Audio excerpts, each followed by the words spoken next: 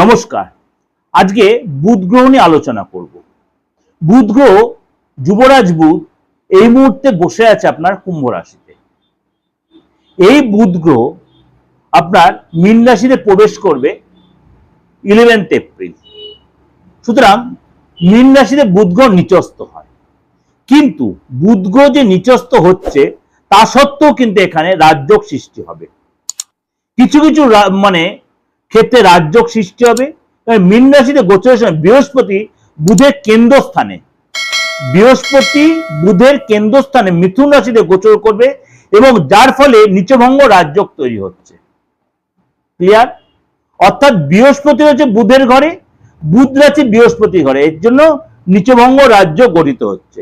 মীন রাশিতে এই যে চতুর্গ্রহী যোগ তৈরি হবে, সুতরাং এখানে কিন্তু কিছুটা হলো বুধায়িত্ব পুরো হচ্ছে না, কিছুটা হালকা বুধের সাথে রবি একটা জুতি তৈরি হচ্ছে, কিছুটা হলো পজিটিভ রেজাল্ট দেবে।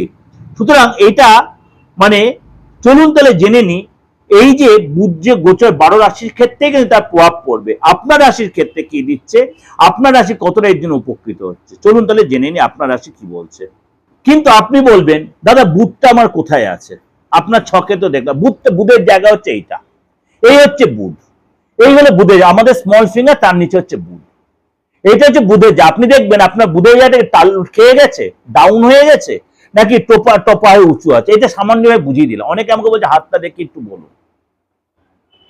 দেখবেন বুধের এখানে কিছু আপার রেখা উঠছে, সেটা অবশ্যই অনেক ভালো। আবার অনেকে দেখবেন স্মল কিছু রেখা নিচের দিয়ে নেমে যাচ্ছে, সেটা সবসময় যে খারাপ হবে তা নয়, সেটা আপনার সিচুয়েশনে যে কি এফেক্ট দিচ্ছে। এইটা হচ্ছে বুধের জায়গা। আপনি ছকে যদি বুধের সিচুয়েশন খারাপও থাকে, হাতে যদি আপনার বুধের সিচুয়েশন ভালো থাকে না, আপনি অনেক কাজে সাকসেস পান। কারণ হাত বলি মনের আয়না, হাতটা হচ্ছে আমাদের মনের আয়না। এই বুধের সিচুয়েশন আপনার হাতে ভালো থাকে, আপনি ভালো ক্ষুরোদার বুদ্ধি হবে, আপনার অঙ্কশাস্ত্র ভালো হবে, লোককে ভালো কনভিন্স করতে পারবেন আপনি। এবার বলেন যে দাদা আমি হাতটা আমার নয় দেখতে পেলাম না, তাহলে ফেস রিড করে কি করে হবে? আমি নিজের ফেসটা দিয়ে বলাটা আমার ঠিক হবে না। আপনি যখন ফেসটা ছবিটাতে পাঠিয়ে দেবেন, আপনাকে ওভার ফোনের কনসালটেন্সি, তখন আমি বলে দেবো আপনার বুধের জায়গাটা কোথায়। শুধু একটা অ্যাস্ট্রোলজি বিচার করতে শুধু ডেট অফ বার্থ দরকার হয় না। আমার থেকে প্রেডিকশন নিতে গেলে, বারবার রিপিটেডলি বলছি, আমার থেকে প্রেডিকশন নিতে গেলে খরচ সাপেক্ষ নিতে পারলে কিন্তু আপনি স্যাটিসফ্যাকশন আপনার দেওয়ার দায়িত্বটা আমার, নেয়ার দায়িত্বটা আপনার, দেওয়ার দায়িত্বটা আমার। এটা মাথায় রাখবেন, তাহলে আপনাকে আমি সেভাবে প্রেডিকশন এতটাই ভালোভাবে দেবো, আপনি খালি শুনে আপনি কতটা ইমপ্রেসড হবে দেখবেন।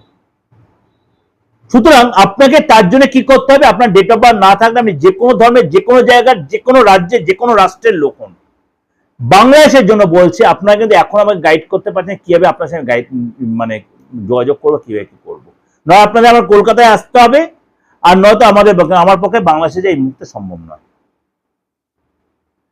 এছাড়া উপায় নেই। আপনারা যে বিকাশের সিস্টেম বলছেন, আমাদের ভারতবর্ষের সিস্টেমে সেই বিকাশ হচ্ছে না। যাই হোক, সেটা আপনারা বুঝে নিয়ে করবেন।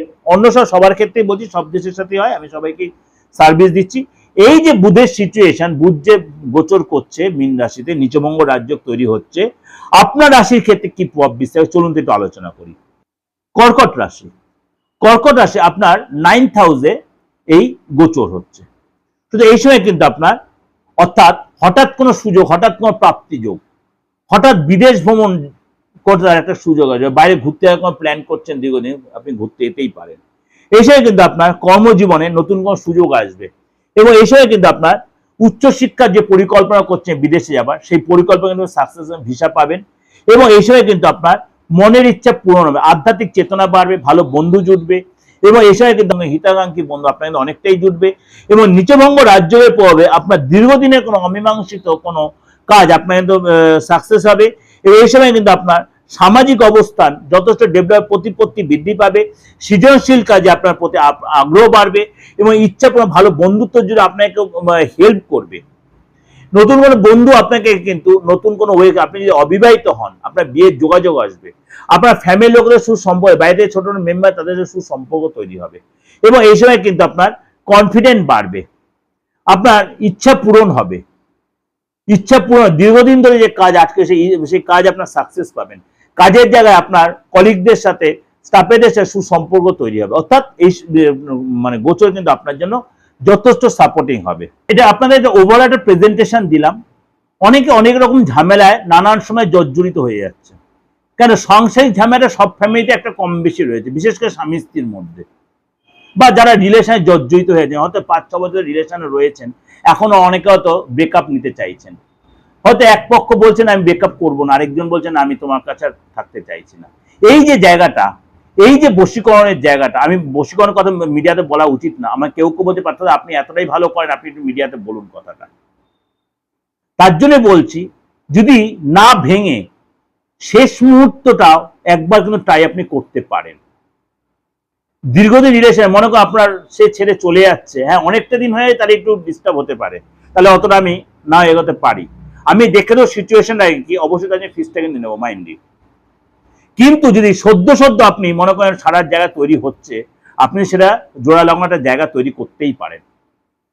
তৈরি করতে আপনি মনে করেন বিবাহিত রিলেশন সম্পর্কে আছেন, আপনার হাজব্যান্ড বা ওয়াইফ ছেড়ে চলে যেতে চাইছে, আপনি ছাড়তে চাইছেন না, সেই জায়গাটা কিন্তু আপনি রেকটিফাই করে নিতে পারেন তার অজান্তে, তাকে জানিয়ে এটা করলে হবে না, কিন্তু রিপিটেডলি বলছি। বা আপনি আইনের ঝামেলায় জর্জরিত হয়েছেন দীর্ঘদিনে, সেই জায়গায় আপনি বেরিয়ে আসতে পারছেন না, ভাই ভাই অশান্তি, মনে ফ্যামিলিতে আছেই, অনেকের ফ্যামিলিতে সম্পত্তি একটা বিশাল অশান্তিতে রয়েছেন, সম্পত্তিটা বিক্রি করতে পারছেন না, সেটাও কিন্তু আপনি এখান থেকে বেরিয়ে আসতে পারেন তন্ত্রমতে। এরকম ছোট ছোট যে প্রবলেমগুলো আমরা ফেস করি প্রত্যেক দিনের নিত্য নৈমিত্তিক জীবনে, সেগুলো কিন্তু আপনি এখান থেকে তন্ত্রের মধ্যে বেরিয়ে আসতে হবে। অবশ্যই তার জন্য কি করতে হবে, যদি আমাকে ভরসা লাগে, বিশ্বাস লাগে, 29 বছর 30 বছর হয়ে গেল, যারা লক্ষ লক্ষ লোক আমার থেকে সার্ভিস নিয়েছেন, তারা জানেন আমি কতটা সহানুভূতিশীল হয়ে কাজটা দিই, কিন্তু ধৈর্য ধরে আমার সাথে থাকতে হবে। এক একজনের কাজ মানে তুরন্ত রেজাল্ট পেয়ে যায়, একজন একটু যে কেন কেউ হয়তো আপনার বিরুদ্ধে কোনো কাজ করেছে, সেটা কাটিয়ে নিয়ে আবার আপনাকে সেই পথে এগোতে হয়।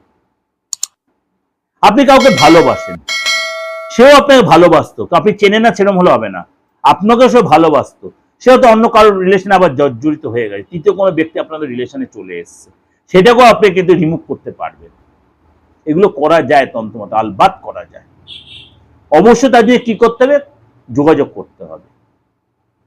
ভালো থাকবেন, নমস্কার। অবশ্যই আমার যে বুকিং নাম্বার রয়েছে, এটা কোনোদিনও চেঞ্জ হবে না, কোনোদিনও পরিবর্তন নয়, সুতরাং এই নাম্বারে ফোন করে আমি বা আপনার সহকর্মীর সাথে আপনি কথা বলে নিন। নমস্কার, ভালো থাকবেন।